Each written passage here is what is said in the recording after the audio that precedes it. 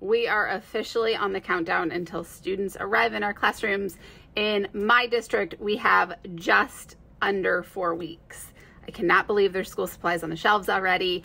And so I've got to get moving and get this classroom set up. I am Jen. I am a K-1-2 self-contained autism teacher, and I'm a blogger here at the Autism Helper. And this summer, I thought it would be fun to bring you guys along on a little series to where I set up my classroom. Last video in the series, I talked about the different zones that I create and gave you a really quick overview of those zones within my classroom. Today, we're going to break down zone 1 and zone 2, and that is the student zone and the adult zone. Let's get started. In full transparency, my classroom is a bit of a hot mess right now. It was used for ESY, so we did not pack up at the end of the year. However, at the end of ESY, we grabbed anything that was on the floor, put it on top of a table, called it good, shut the door, and then here we are. We haven't come back since then, which is fine because everybody deserves a summer break, and that was mine. And now, well, I'm dealing with the consequences of all the doom piles. So today we're going to be setting up this zone over here. This is the teacher zone. The second adult zone is over here, and this one's for my assistants. So we're going to get this all set up and ready.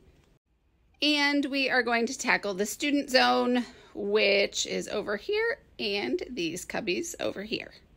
I love to start with a fresh workspace, so I'm going to take out anything that doesn't belong there first and then see what I'm left with.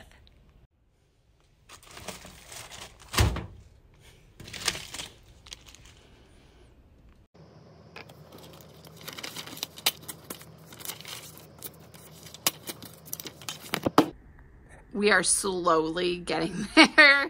This shelf is looking a lot better and doesn't have anything shoved like in the corners. So just a couple highlights of this shelf, just things that I think are useful to have in that adult space. One is a phone. Make sure that your phone in your classroom is like hidden from your students if at all possible, because they love to pick up the phone and it's a great way to get attention in a negative way. So I put mine up high and I kind of hide it. We keep our emergency procedures really close to the phone, so if anybody needed anything, it's in a set spot. Everybody knows where to find that. Student data binders, I'll go through how I set those up for you. My copies for the year, anything that I need monthly is right here. My beginning of the school year copies. Guys, I cannot stress enough. This year, in August, when you are making all of those copies for the beginning of the school year, create a binder for yourself with all of those copies in it. And I mean, put like everything you could possibly need in there. And I use this in May, and then I make myself a copy of everything that I could possibly need. And then in August, it's ready to go. Such a smart idea. I stole it from another teacher. So be smart like them and make yourself a beginning of school year copy binder so you can literally hand it to somebody in May and say, make all my copies, and you are set and ready to go for the fall. These are monthly binders. These are just handouts and activities that I do based on my centers that I do those months that I always keep in those binders. My assessment data is right here, and all of my assessment tools such as the Bracken. On those bottom two shelves, I have a lot of curriculum. You'll see our PEAK, ABA, and life skills. Additionally, I've got all the committees that I'm on over here. But these white binders in the middle, those are for my assistants, and I just gather them at the end of the year and then update them over the summer. This is kind of what they look like. I use the Autism Helpers Program Assistant training manuals. I use 1 and 2. This one was from a couple years ago, but I cannot stress how important it is to give your staff guidelines and give them a handbook of expectations. Like, this has been a game changer for my classroom.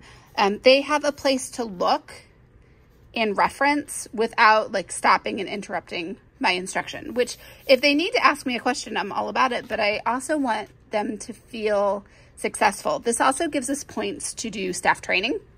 So we go through all of these throughout the school year. And then I also have a spot for monthly staff notes and then student information, which is confidential. So that way we've got a leg up on, you know, hey, here's what we know about our students right now. And then monthly staff notes, I send those out and I'm like, hey, we're really rocking this, this, and this, but here's the things we're going to work on as a team here, here, and here. And that kind of leads our staff meetings as well. Now that my zone is pretty well set up, I'm going to move to the second adult zone in my classroom, and that is the assistant zone. I found when I was an assistant that it was so frustrating that there was no space for me, but yet I was such an integral part of the classroom. So I make sure that my assistants have space for their things. Let's talk about it. So to help them be successful, I try to give them a space for everything that they need. This year, I think I will have 5 assistants. I found this this cubby in storage. And so I stole it. So my assistants had a spot to hang up their coats. Also, every assistant takes data on an iPad. And so we create a little charging station right there. They check in on a Chromebook. And so that's up here. And then I found these file cabinets. And they lock. You have to like push this over. Difficult for the kids to get into, but now they have a spot for their purse and a spot for their lunch, a spot for their phone, and a spot for their keys that kids can't get into. Not only does this help the staff, but it helps the students too, because there's nothing for them to get into and everything's clean, organized, and put away. The cables will be tucked back behind, so there's no safety issue there. And we even have a couple assistants that keep an extra pair of shoes here because, well, you never know what's going to happen in an autism classroom. So let's get the space cleaned up. All right, so we are looking better over here. I am excited because we got all the charging going. We've made sure the computer works. I don't know if I will have my same assistants. It's always a surprise for us. And so I'm just leaving their names on their cubbies as they were last year. But if I need to switch those out, I will. We don't find out until like the middle of August. But their cubbies are all cleaned out, wiped down, and ready to go. And all of the junk that I sat up here, I moved and got everything cleaned. Looks much better, much more friendly, and ready to go. There are 2 things that I give to my assistants every year. The first one is a fanny pack. We carry everything from visuals to reinforcers to Band-Aids to Kleenex to wipes, you name it, we put it in here. It also gives my assistants a place to put their radio when they are outside of the classroom. And the second thing is this nurse's jacket. These are super cheap. I got these on Amazon. I think they were around $10 a piece. But everyone gets one in their size, and that way if you're painting with a child, you're doing sensory activities, if they are like super sick and snotty, if, you know, we've got a couple kids who have trouble controlling drool and saliva, this gives you a way to protect your clothing while you're working with that student. Take it off, and then you can hang it up. I always wash them for my assistants whenever they are dirty and they've been used, and so they're ready to go the next day. I will take these things and I will hang them up in the cubbies so they're ready to go. Every staff member has a radio in my classroom. And this is just a cheap little walkie-talkie that we use across the campus. Our campus is spread out over 3 different buildings, and so it's really important that we can stay in contact with everyone at all times in case we've got an emergency type situation. We've got a student who's eloping or a student who's escalated, and someone needs to get there to assist quickly. The thing is, I didn't want my staff using their cell phones because, well, that doesn't look super professional. And it's really hard to tell if somebody is texting for help or if they're doing something and not using their time wisely. So I convinced my admin to buy these. They were super cheap. I think they're around $10 a piece. We have 6 of them in our classroom, 5 for assistants, 1 for myself.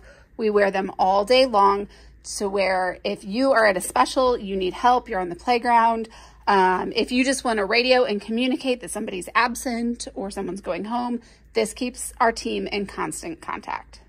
Next up is the student zone. We are slowly knocking it out. Now that we've got our adult zones done, let's get ready for students. We're going to start with the cubbies over here. All right, my cubbies have 3 sections. The first little top section, I got these little mini bins from Walmart, and they were about 98 cents. I got one for everybody. I put names right here so we easily know. Also, I color code those names.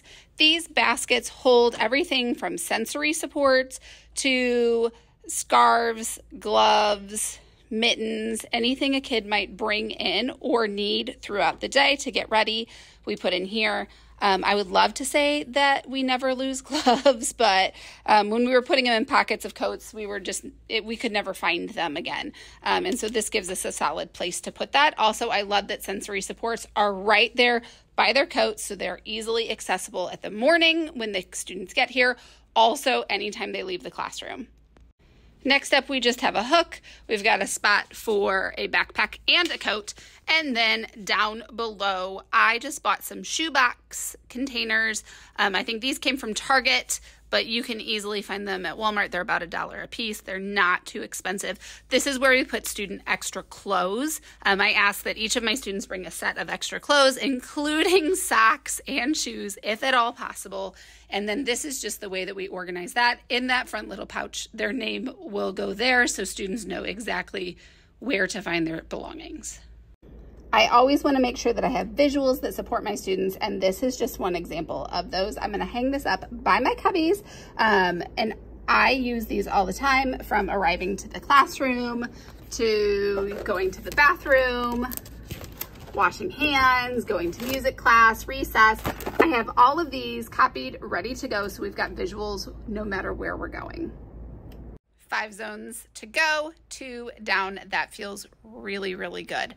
So our next zones that we're going to be covering in our next video are technology zone, the management zone, and then our sensory zones. Finally, once all of that's in place, we're ready to focus on instructional zones. So I'm going to talk about our instructional zone and our independent work. If you've got questions or you've got something that you want to see, maybe something that you saw today that I didn't cover in depth, but you've got questions about, drop them in the comments. I will definitely get to them.